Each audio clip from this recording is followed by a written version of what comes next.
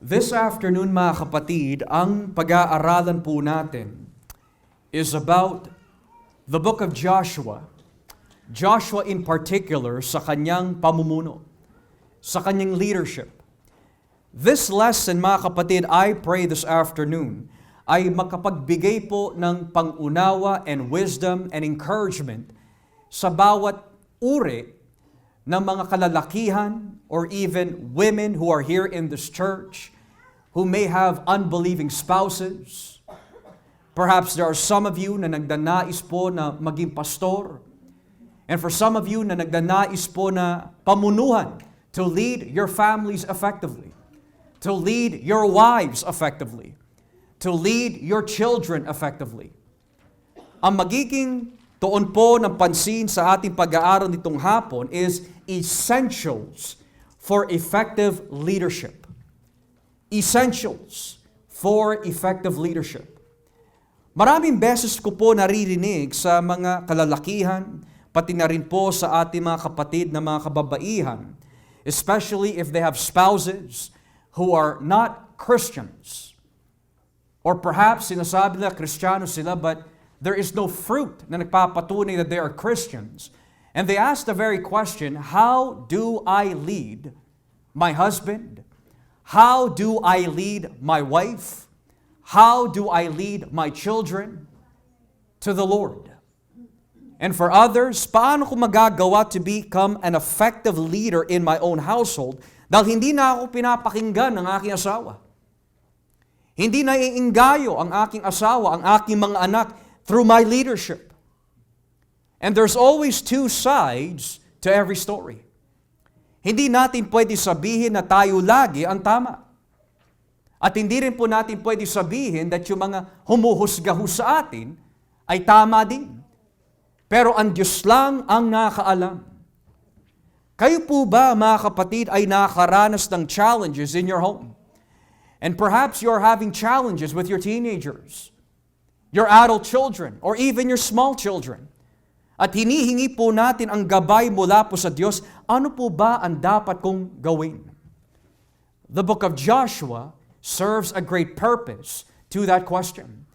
Pero bago po natin himayin kung ano po ang effective and essential leadership in the book of Joshua, ano po bang ibig sabihin ng leader by definition? Ayon po sa isang source, ito po ang kanyang sinabi. A leader is someone who inspires and guides individuals or a group toward a shared vision or common goal, often by providing direction, motivation, and support rather than just commanding. Yung very last words na binanggit po in this definition, kung ano pong ibig sabihin ng leader, is very, very important. Dahil para po sa iba, ang ibig sabihin po ng leader is someone who is strong, who leads with an iron fist. Nang ibig sabihin, diktador, mahilig mag-utos, mahilig manigaw, mamilit. Pero notice how the definition of leadership is defined this way.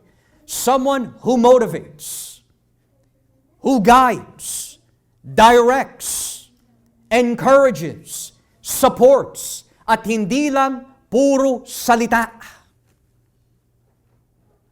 Tayo po ba, mga kapatid, nakakaranas ng ganyan?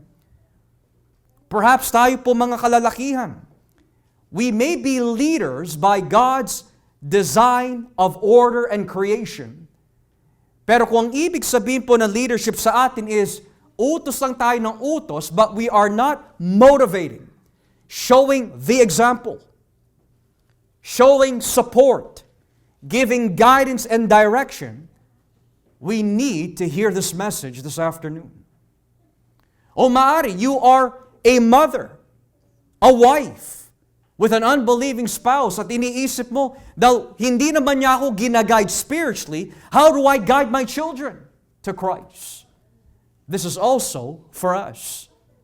And for those na nagdanais na magpastor, this is especially essential for you to listen to this.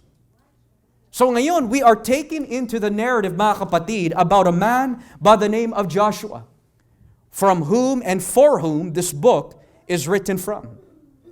At dito ho natin nakikita that as early as Exodus, Leviticus, Numbers, and Deuteronomy, ang madalas na nakakatuwang po ni Moises, buot pa ho kay Aaron, was Joshua. Si Joshua po ang nakasama po ni Moises when it came to fasting. Si Joshua po ang naging kanang kamay po ni Moises after Aaron died. Si Joshua po, masasabi po natin, is like a Timothy to Paul. Siya po yung kanang kamay ni Moises. He would be the successor, so to speak, kapag namatay po si Moises. And what we see in the life of Joshua, mga kapatid, is a leader who is effective. Hindi siya isang epektibong leader because kaya po niya mag-isa, dahil siya po ay matalino, malakas, matapang, pero dahil siya ay tinawag ng Diyos. Kapag ikaw ay tinawag ng Diyos, sigurado, if you are called for leadership, magiging epektibo ang gagawin mo.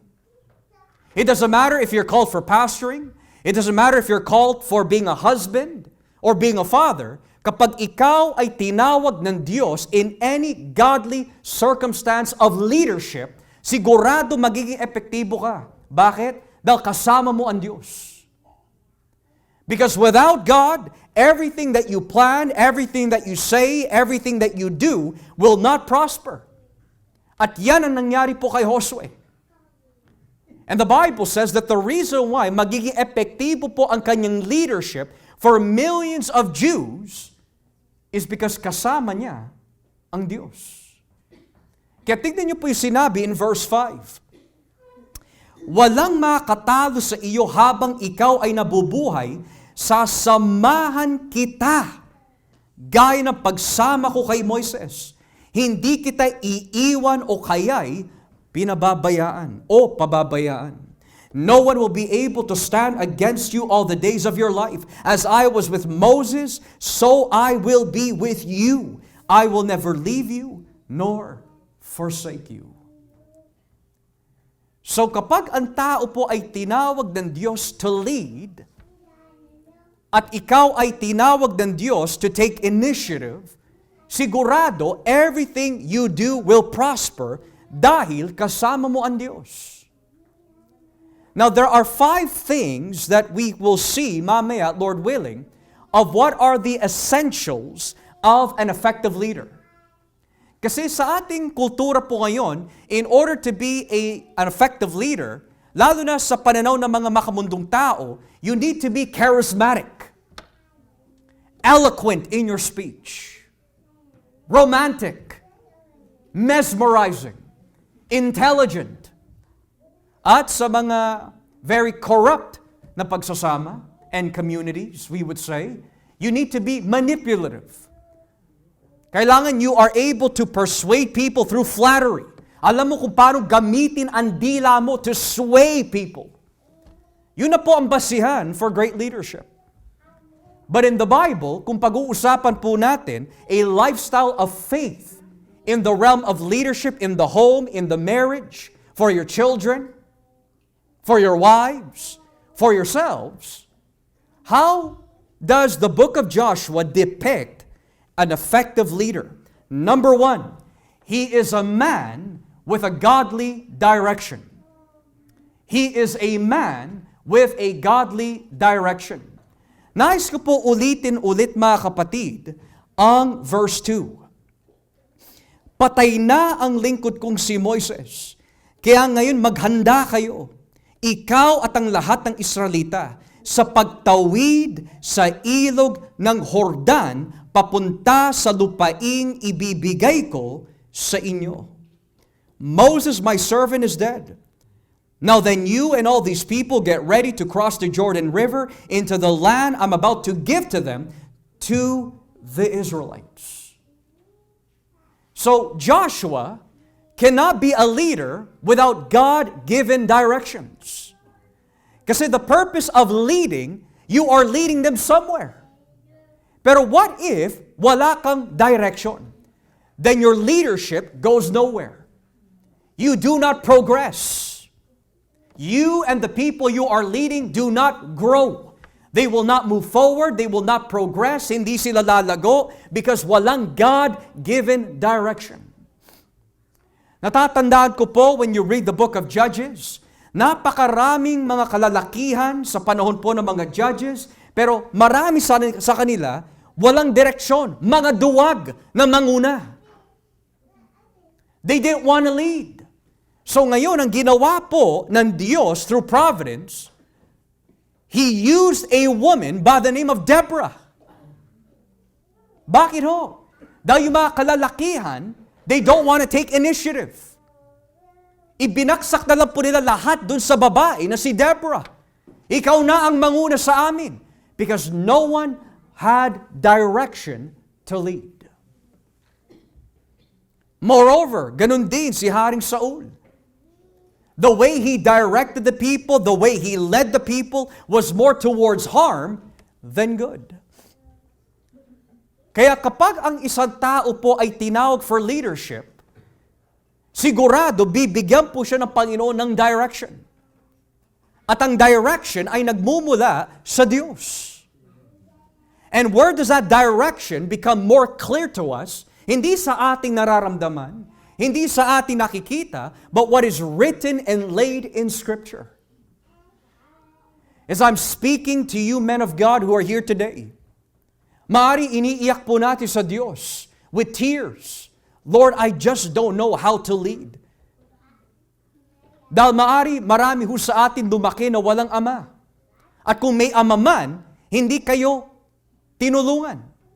Hindi naging father figure sila sa inyo.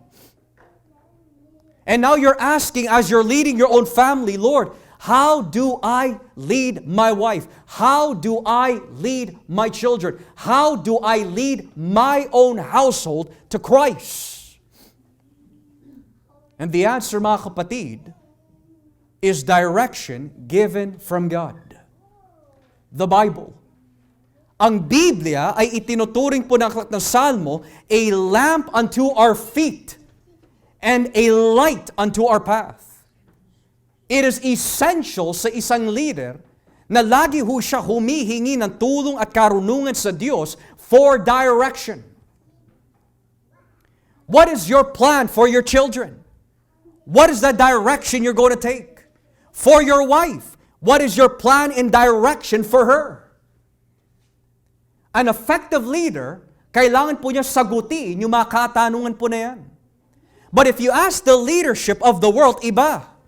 I'm going to lead my children so that they can have all the fun in the world, have the best careers, and I want them to enjoy life as it is. Pero walang kasama anything to do with the gospel. Hindi nakasama si Kristo doon, but rather the things of the world. For ungodly husbands, what they will do is, well, I'll just enjoy my wife, enjoy our time together, enjoy the world, go on many vacations, build great investments. Pero wala si Kristo in the picture. It sounds nice, it sounds right, but it leads them to hell. Ungodly leadership. Pero ang isang godly and effective leader, mga kapatid, iniisip niya na agad by the providence of God, bakit po ako pinagkaloob ng Diyos ng asawa? Bakit niya ako pinagkaloob ng mga anak? Surely, He is directing me to do something in my leadership for them. Hindi ako binigyan ng Diyos ng anak para lang magkaroon ng anak, and that's it. Hindi ako binigyan ng asawa para siya lang ang babae sa buhay ko, tapos siya din ang magiging katulong ko sa bahay. Na siya na ang gagawa ng lahat. There has to be a divine, godly reason and direction for that leader. Because one day, pananagutan po natin sa Diyos on how we lead the people under our care. Brother Joshua, mananagot ako sa Diyos if I don't lead and direct my wife the right way. Mananagot po sa Diyos if I don't lead Calvin and Jasmine the way that they should go. if I don't have a vision, if I don't have an initiative, if I don't have a blueprint, if I don't have a plan, I am no effective leader. Walang kwentang leader si Brother Joshua kapag walang direksyon. So for us, mga kapatid, what is the direction of God for you? Hindi pa pwede umaasa ka dito sa nararamdaman mo. Hindi ka din pwede umasa sa iba.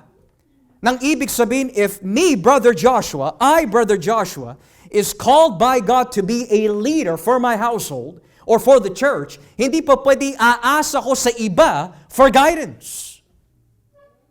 I need to ask God, what does the Bible say? Ano ba ang tungkulin ng isang asawang lalaki? Ano ba ang tungkulin ng isang ama? Ano ba ang tungkulin ng isang pastor? Ano ba ang tungkulin ng isang effective leader? So ano po yung direction na binibigay po ng Diyos kay Joshua? Lead the people to the promised land. What is God's direction for you? Lead your family to Christ. So now that you have the directives, now that you have the blueprint, what is the next essential element for effective leadership? Number 2, when a man receives the blueprint, he must be strong and courageous in the Lord. He must be strong and courageous in the Lord. Verse 6, magpakatatag ka at magpakatapang. Dahil ikaw ang mamumuno sa mga taong ito para angkinin ang lupaing pinangako ko sa mga ninuno nila. Basta't magpakatatag ka lang at magpakatapang, sundin mo mabuti ang lahat ng kautusan na ibinigay sa iyo ng lingkod ko si Moises. Huwag mo itong kalilimutan para magtagumpay ka sa lahat ng ginagawa mo. And lastly, verse 9, alalahanin mo palagi ang biling ko sa iyo, magpakatatag ka at magpakatapang. 3 times binabanggit po in the section, be strong and very courageous. That's verse 6. Then verse 7, be strong and very courageous. And lastly, verse 9, have I not commanded you, be strong and courageous. Do not be afraid. Do not be discouraged. Ano po ba ang mararanasan ng isang leader when he starts leading? Discouragement. Trials. Kapag hindi po siya epektibo in his leadership, bubulungan po siya ng kaaway. Wala naman nakikinig sa iyo eh. Just give up. Or kapag nakikita mo yung mga problema in your home, just give up. Hindi mo malulutusan ang problema mo. Give up. Or what if you are a wife who has an unbelieving husband? Give up. God has not heard your prayers. Or what if you're a husband with an unbelieving wife? You see, your life is ruined. Why continue in Christ? Just do what she's doing. Pero ang sabi ng Diyos kay Josue, when you are going to lead the people into the promised land, sigurado hindi magiging madali ang gagawin mo. So what do you need to do? Be strong and courageous. Hindi ko alam mga kapatid ang pinagdadaanan po ninyo on an everyday basis. I don't know what you are experiencing in the home. I don't know what you're going through personally within yourselves. Pero one thing is for certain. Kung meron po tayo hinihingi po sa Panginoon at meron po tayong goal na nais po natin abutin in Christ, you need to be strong and courageous. Nang ibig sabihin, magpalakas ka sa Panginoon. What if hindi ka pakinggan ng iyong mga anak? Are you gonna give up? What if hindi sumampalataya ang iyong asawa? Will you give up? What if marami mga tao hindi sumasang-ayon sa iyo dahil you are walking by God's way? Will you give up? Ang sabi ng Biblia, no. Be strong and courageous. Don't give up. What if there's many bills that are piling and you feel as if that your world is crumbling? Ang sabi ng Biblia, be strong and courageous. What if maraming tao hindi sang-ayon sa iyo, sinisiraan ka, inuusik ka? Will you give up as a leader? Ang sabi ng Biblia, be strong and be very courageous. Bakit kailangan po sabihin ng Diyos yan kay Joshua? Well, let's look at the journey of Joshua in the book. Unang-una, he had to lead millions of people with him. Hindi lahat sumusunod. May mga magnanakaw pa. That happened in the land of Ai. Pangalawa, they have to go through many waters. They have to go to Jericho. They have many nations to conquer. Nakakapagod. Kagaya ng isang leader in the home. Kagaya ng isang leader for the household, for the children. Marami kang mga digmaan and spiritual battles that you will face. And men of God, hear this. Ikaw ang puno na nilagay ng Diyos sa iyong sambahayan. Kapag ikaw ay tinira at pinabaksak ng kaaway, kasama na ang mga sanga. But be strong and courageous. Minsan ang gagamitin ng kaaway kapag hindi nagbabantay ang mga members of the home, sila ang gagamitin para i-discourage ka. But you need to be strong and courageous. Minsan, mga kamag-anak pa, titirahin ka. Kaibigan mo, katrabaho mo, try to discourage you. But you need to be strong and courageous. It could even be church members, for all that we know. But you need to be strong and courageous.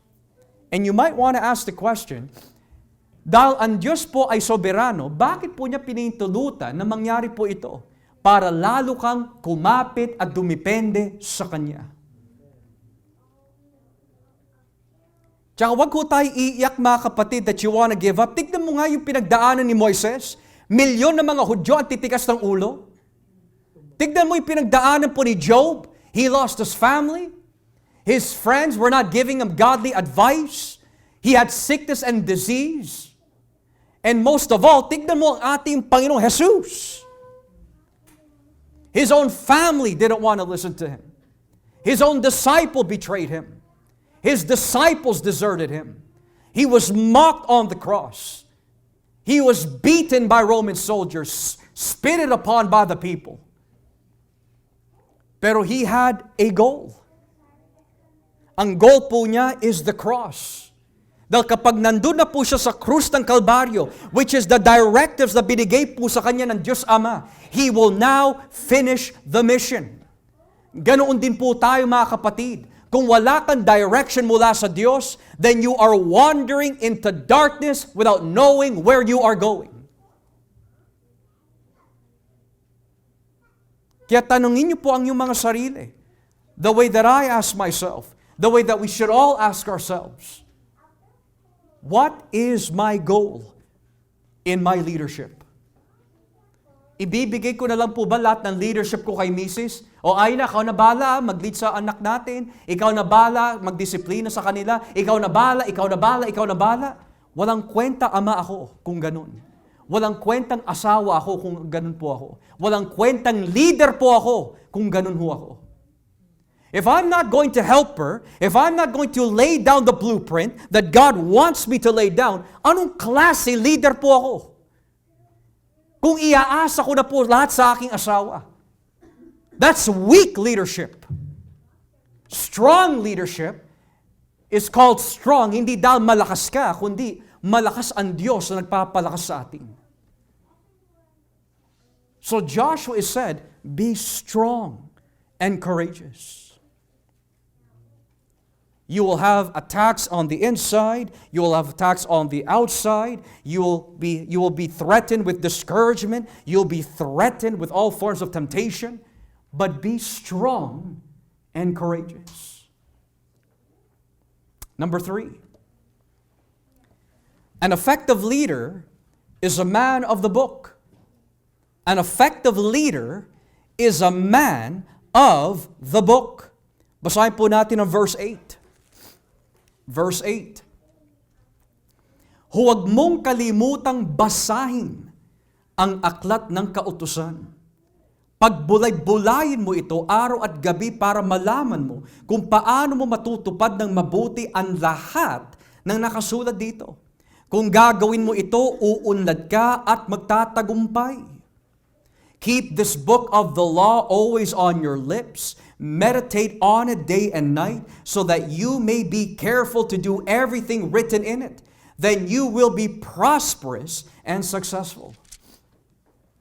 So hindi tayo pwede maging effective leaders base lamang sa ating nararamdaman, nakikita, nang ibig sabihin may mga tao po sa mundo ganito po ang kanilang leadership. Nakikita ko na kung anong mangyayari.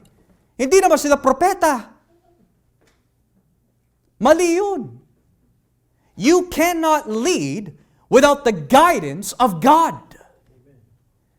Kaya nga sabi po ng Diyos kay Josue, meditate my word. Bakit? Para lang palakasin siya? Hindi lang po yun. He needs the word of God for guidance, direction, at upang samahan po siya ng Diyos. How do you know that your leadership is effective? When your leading is in line with the Bible. Pero kung ang paraan po natin ng leadership ay hindi tumutugma sa Biblia, ito yung nakakahiya at ito yung nakakatakot. Kung hindi po natin gagawin yung sinasabi ng Biblia, hindi tayo uunlad at hindi tayo magtatagumpay. We will not prosper. Everything that we do, everything that we touch will not work.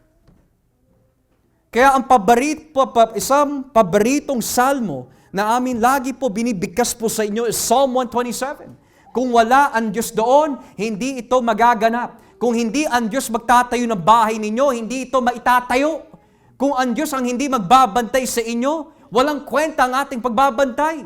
Nang ibig sabihin, kapag wala ang kamay ng Diyos, wala ang guidance ng Diyos, wala ang leadership sovereignty ng Diyos sa ating buhay, walang mangyayari. So Joshua needed to be a man of the book. And why do we have to be men of the book? We need to be men of the book para ang lahat ng gagawin po natin ay tama. The reason why there are many ineffective leaders doing ineffective leadership is because their leadership is not done by the book.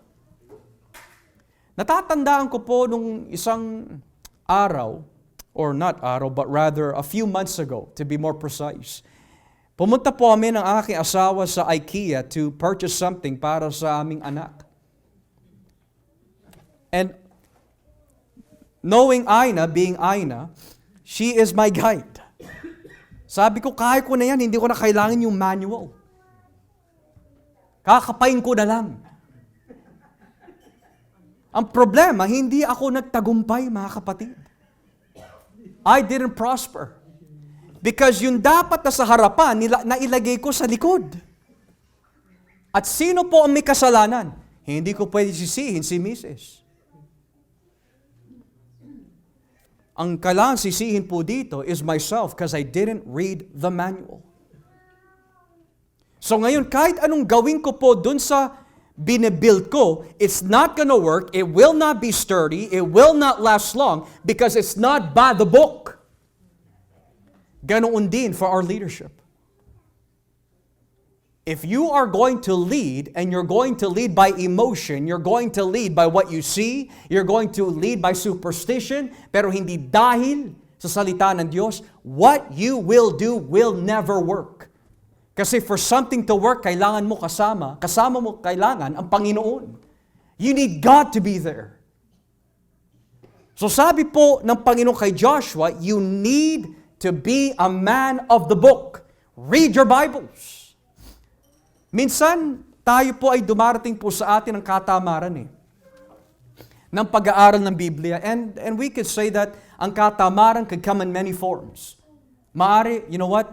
Pagod ako from work, understandable. Kaya lang, when we're watching, when we're doing something, nawawala ang pagod for some reason. But when it comes to reading, tinatamad tayo. It's because yun po ang nais ng laman to keep you away from the book, from the Bible. Another reason why kung bakit tinatamad po ang mga tao na basahin ng Biblia is because they simply don't know where to start. Hindi ko alam kung saan magsisimula.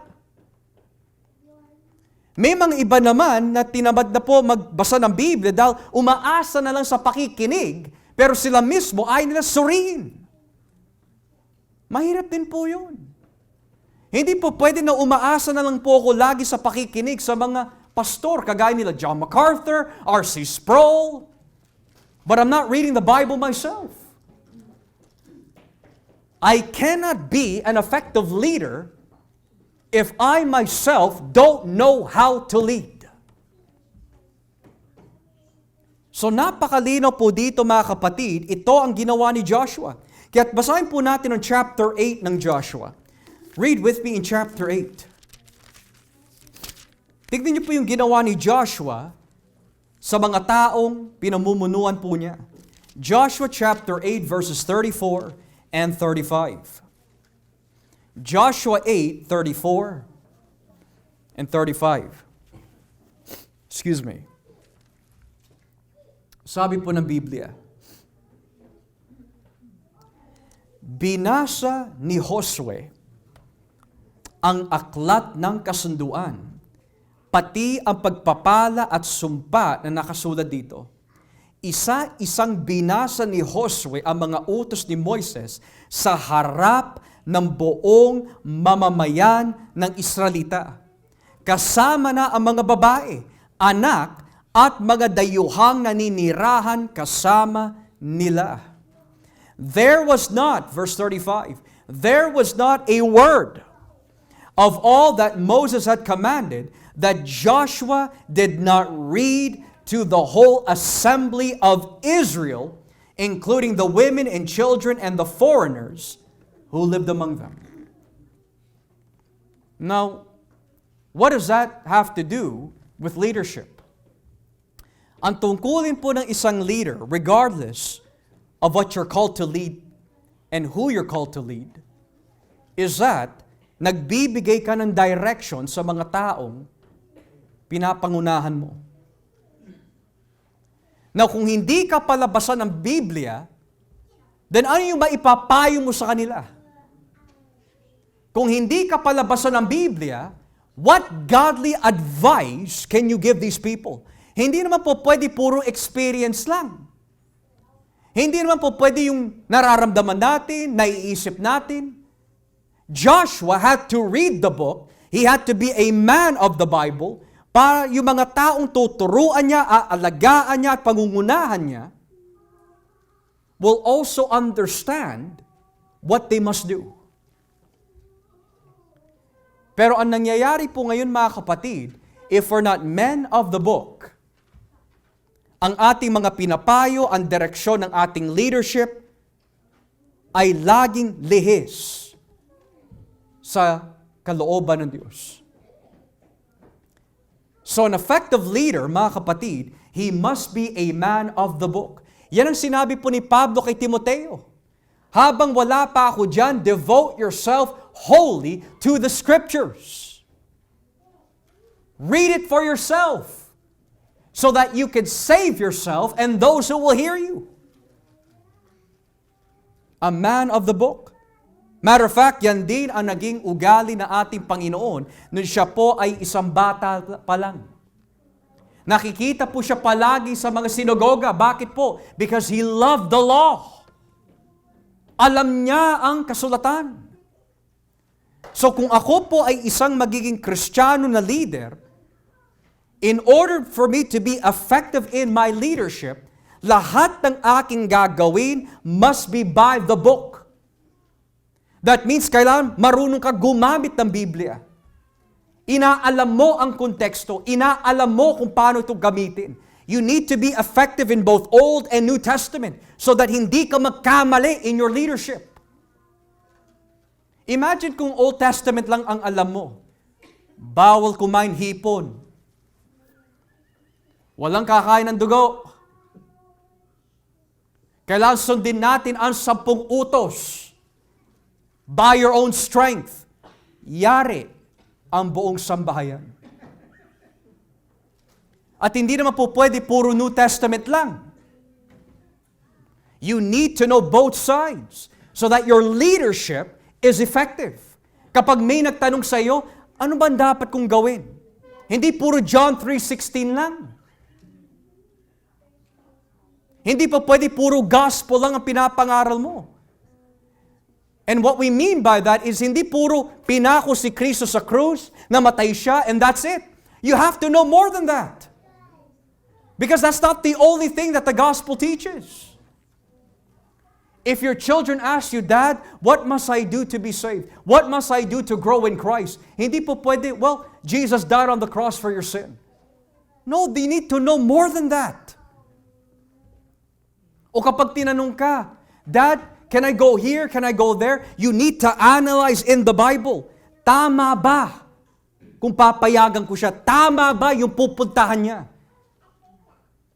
Because remember, the people that God puts under your leadership, pananagutan mo ang bawat dugo nila. Kaya natatanda ko po nung ako po ay hindi pa ho nag-aasawa and I was not a Christian. Di ko maintindihan bakit ang higpit ng aking mga magulang. Pwede po ba ako mag-sleepover sa mga barkada? No. Mom, can I just do a sleepover? Dad, can I do a sleepover? Can I go here? Can I go there? No. And they explained, because you might be tempted. Baka ano yung gawin nila? Wala magbabantay sa inyo. Kaya nagtatanim ako na sama na ito, hindi ako pinapayagan ng mga magulang ko. But now that I see that there are cases where yung mga panahon na hindi ako pinayagan ng aking mga magulang, nabalitaan ko na lang po the next day, may mga napaaway doon, may mga nilasing na babae, and many other evil things na nangyari. What would have happened if my father, who is the leader of my family, allowed me to do whatever I want para lang ma-enjoy ko ang aking teenage years? Who knows kung saan po ako pupulutin? We need leaders of the book. Hindi lang tayo paglan na payad dahil naaawa ka. Mas nakakaawa pag nahulog at nadamay sila at napahamak ang kanilang kaluluwa sa impyerno. Yun ang mas nakakaawa. Hindi tayo nagpapadala sa emosyon. Dad, can I please go to this concert? Can I go to this rock and roll rap concert? Can I go to this country concert? Kung payag ka lang ng payag at hindi mo iniisip that God has entrusted a soul to you that you must protect, mananagot tayo. At hindi naman din binabanggit po ng Biblia na maging ganyan ka. Sinasakal mo na sila hanggang hindi na sila makahinga. But your leadership is not firm like an iron rod with arrogance and dictatorship, kundi your leadership, mga kapatid, kung gaano ka ka-strict, ganon ka din ka-gentle. Ganon din ang understanding mo. Ganon din ang patience mo. Ganon din ang pangangalaga at pagmamahal na ipinapakita mo sa kanila. Pero kung puro galit at walang pag-ibig, but there's an imbalance in your leadership. Kung puro sigaw and less listening, there's an imbalance in your leadership. At kung puro naman konsinte na konsinte, payag ka ng payag, puro ka gentleness, walang pagdidisiplina, there's also imbalance in your leadership. That's why we need to be men of the book. Kasi binibigay po sa atin ang salita ng Diyos, yung dapat nating gawin. Kaya kung makikita ko po ang aking mga anak, nagtatakbuhan po sa gawain ng Diyos, as a man of the book, ang sabi ng Biblia, huwag mo pigatiin ang banal na espiritu. Hahabulin ko sila. Because I don't want to cause distraction. Or kung ang aking asawa, halimbawa lang, gumagawa ng ingay in the church, or doing something out of order that's distracting the church, since I'm a man of the book, hindi ko papayagan na ipagpatuloy niya ho yun. Bakit po? Because as a leader, alam ko yung dapat gawin. At bakit po natin alam yung dapat natin gawin? Because we're reading the Word of God. We must be a man of the book. At ang isang leader, hindi dapat uto-uto. Nang ibig sabihin, madali ka ma-manipulate, madali ka dayain ng mga tao because of their facial expressions. Naku, naaawa ko sa kanya. Sige na nga, pagbibigyan ko na nga sila. No, you need to assess. Your direction doesn't come from the facial expressions of people. It comes from God and His Word. Hindi na bali malungkot ang mga tao dahil matuwid ang ginagawa mo, kesa kusintihin mo ang kanilang kamalian at mapigati naman ang Diyos sa atin. And that is why, napaka-importante po na makita ho natin in the book of Joshua, how Joshua led the people of God. Number 4, an effective leader is someone that people look to for guidance. He is a man who people seek for guidance. Turn with me in chapter 1, verse 16.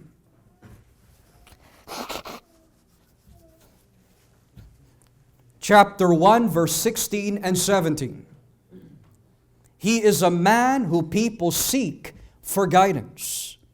Verse 16 and 17 in chapter 1 ng Josue.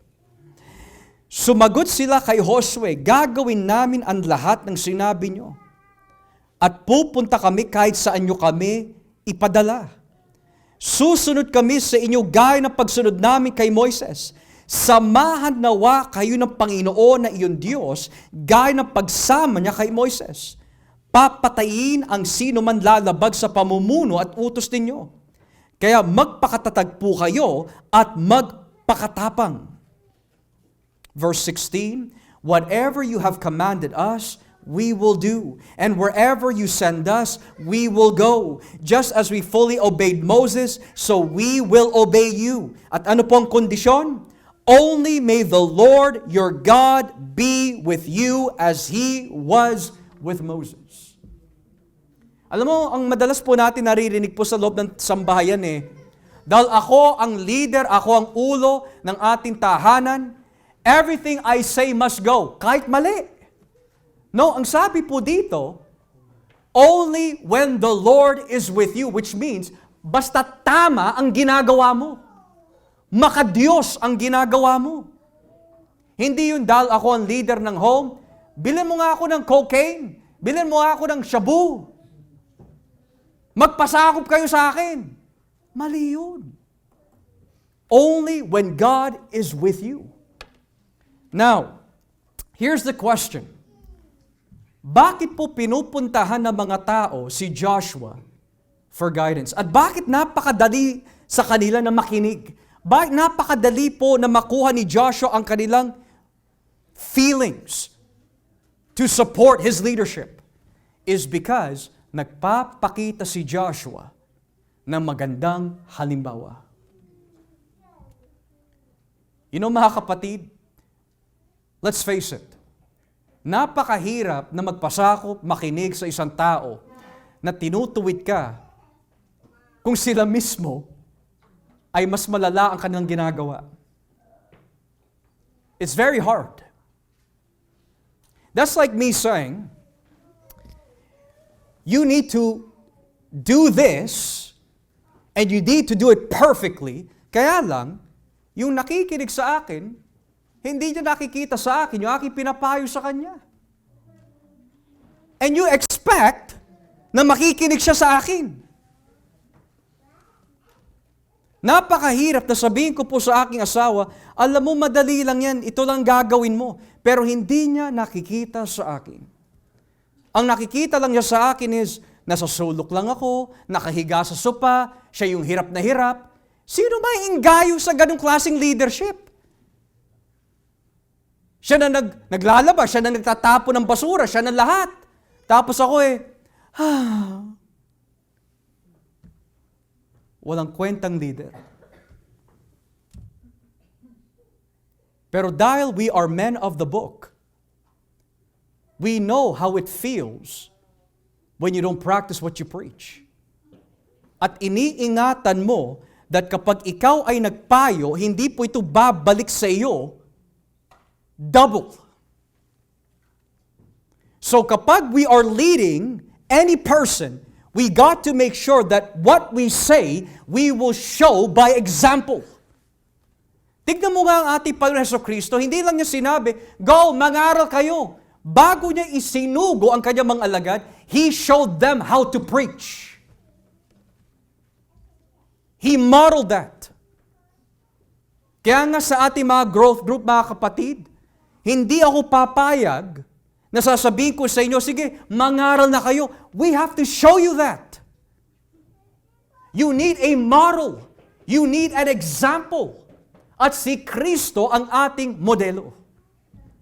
Now for us men, maari sinusumbong natin kay Brother Josh, Pastor, bakit ganon? Hirap na hirap si Mrs. magpasakop sa akin. Have you tried looking in the mirror?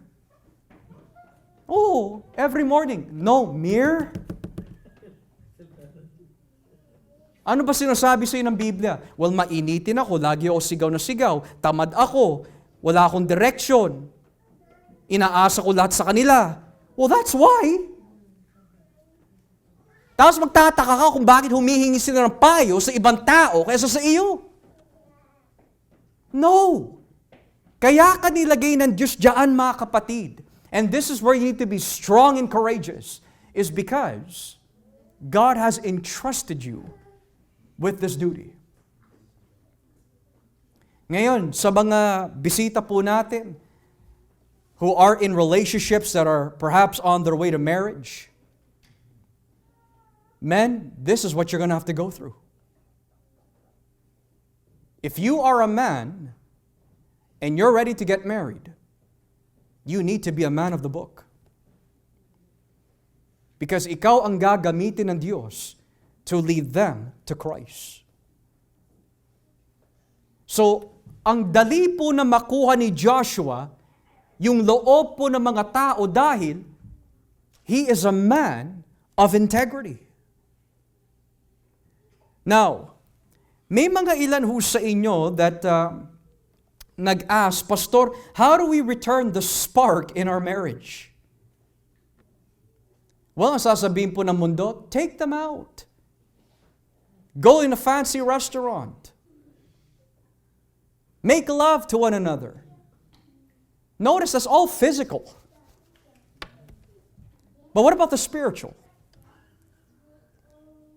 And there's no other way to a woman's heart, mga kapatid, from a practical standpoint, when a man helps her in all things.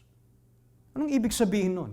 Nakita mo, tambak ang mga lababo, tambak yung mga plato sa lababo, anong gagawin mo? Nakita mo, walang pagkain, anong gagawin mo? Nakita mo, hirap na hirap ang asawa mo, hindi mo lang siya tatanungin, do you need help? Well, no wonder why nahihirapan siya magpasakop. Because a leader ay hindi lang puro bunganga. He sees what's going on. Leader ka eh. Nakikita mo yung mga nangyayari. Nakikita mo kung saan nahihirapan asawa mo, kung ano yung pangangailangan po niya. Ganon din sa iyong mga anak. A leader visualizes and knows what they must do. Pero kung hahayaan mo na lang po sa ibang tao na sila na ang gagawa, sigurado, yung mga nabasa natin dito sa Joshua, hindi yun ang mangyayari sa atin sa loob ng tahanan. Hindi ka lalapitan ng mga tao for guidance. Believe me.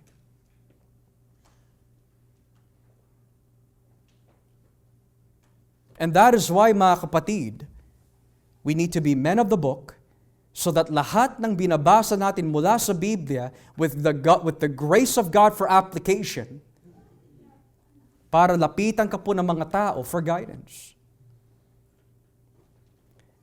Kapag pagod ka na at tinatanong ka ng asawa o mga anak, Dad, what does this text mean in the Bible? Where do I find this? Hindi po pwede, just go Google it. No, they're going to you for guidance. O kapag tinanong ka, Daddy, ano yung ba dapat nating gawin? Ewan ko, ikaw mag-isip. No, they're asking you for guidance. Yun ang ginawa ng mga tao kay Joshua. Everything you tell us, we will do. So nandun yung pagpapasa ko. Bakit? They see a man of wisdom. Pero kung puro na lang bad decision ang ginagawa mo, sigurado, maghaharap yan ng ibang guidance. Hindi ikaw. Pastor, bakit alam mo yun? It's because all of us have fallen short of the glory of God. Lahat tayo nagkasala. Pero ang taong tunay na nagsisi, kapag nakita po niya kung saan po siya nagkukulang, hindi siya mananatili doon. Babaguhin niya na ang sitwasyon. Pero kung paulit-ulit na lang, paikot-ikot lagi yung kanyang sitwasyon, walang pagbabago after he's heard, wala tayo talaga natutunan. I don't care if you share the gospel.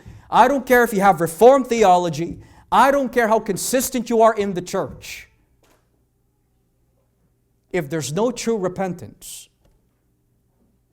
walang kwenta ang ating sigaw, walang kwenta ang ating bunganga, walang kwenta ang ating attendance. Kailangan may tunay na pagsisisi. From a male standpoint, ang isang godly leader, mga kapatid, you want to know how you spark the relationship? You want to spark that or ignite that love back into your own home? Start showing them Christ. Sensitive ba ang asawa mo? Then be sensitive. Hindi ba ma-articulate ng asawa mo what she wants to say? Be patient. Nakikita mo nahihirapan siya? Encourage her. Mommy, is there anything I can do? Mommy, do you need help here?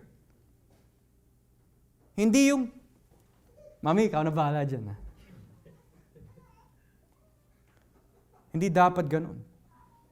At kapag may sinabi si Mrs. sa'yo, Love, mag-vacuum ka, yes. Gagawin mo. Is because you think sex is the answer? No. You think taking them out to the movies is the answer? No. Kasi pag uwi niyo po sa bahay, ganun pa rin yung mangyayari. Hindi ganun.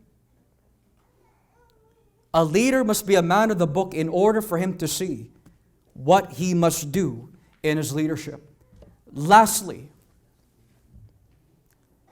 an effective leader is a man that leads his family to Jesus with firmness. Joshua chapter 24. Joshua chapter 24. Beginning at verse 14 and 15.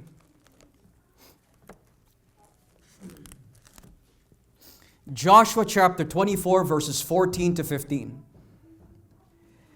Kaya ngayon, igalang nyo ang Panginoon at paglingkuran na may katapatan. Itakwil na ninyo ang mga Diyos-Diyosang sinasamba noon ng mga ninuno nyo sa kabila ng ilog ng Euphrates at sa Egypto. At maglingkod kayo sa Panginoon.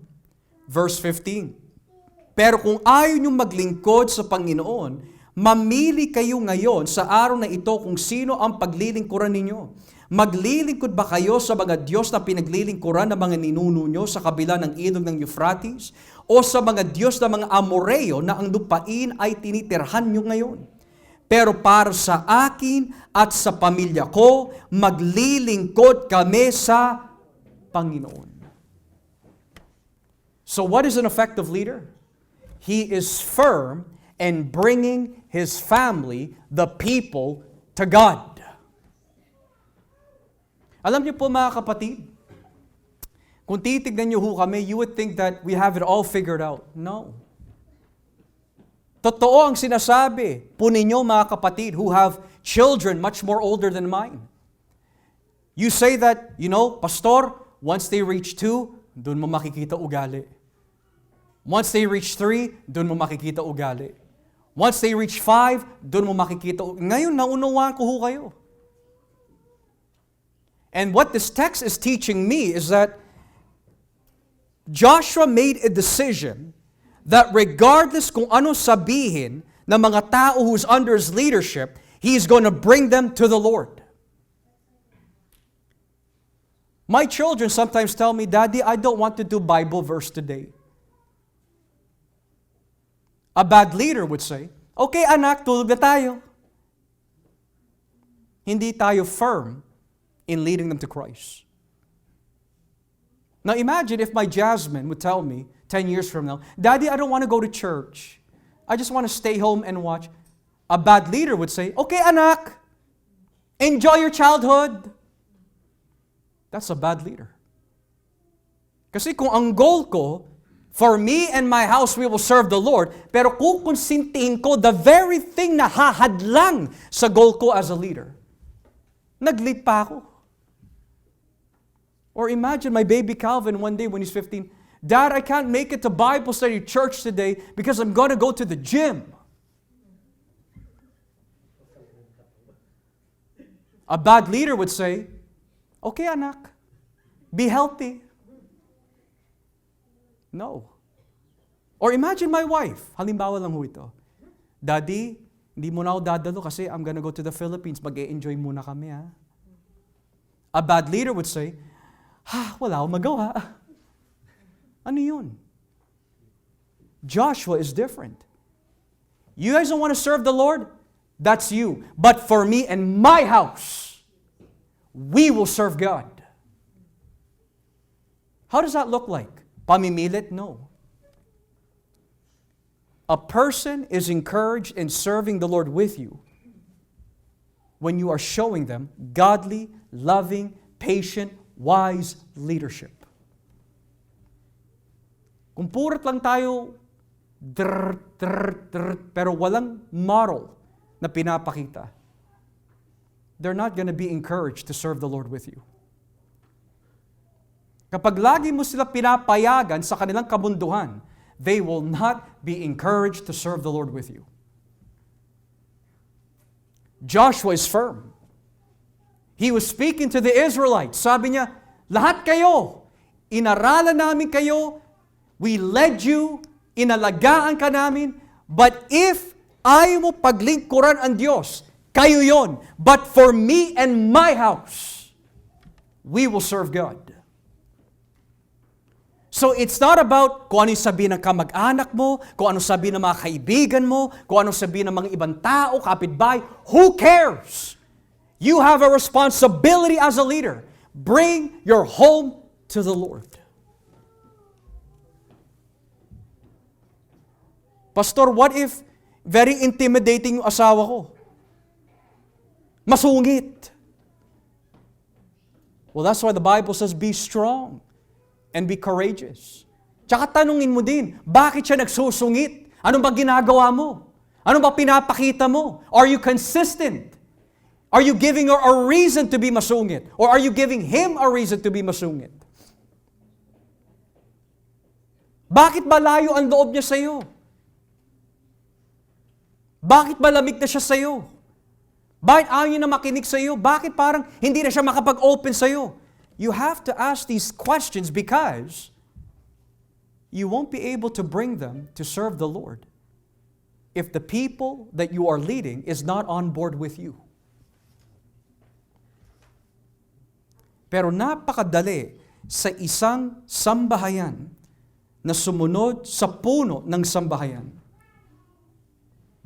Kapag nakikita po nila the care, the love, the patience, the firmness, the gentleness, the wisdom that is in that leader. Pastor, sino yun? Si Jesus. So in other words, sinong gagayahin mo? Si Pastor? Malabo, wag. Meron lang din po ako ninanais na gayahin. Si Jesus po yun.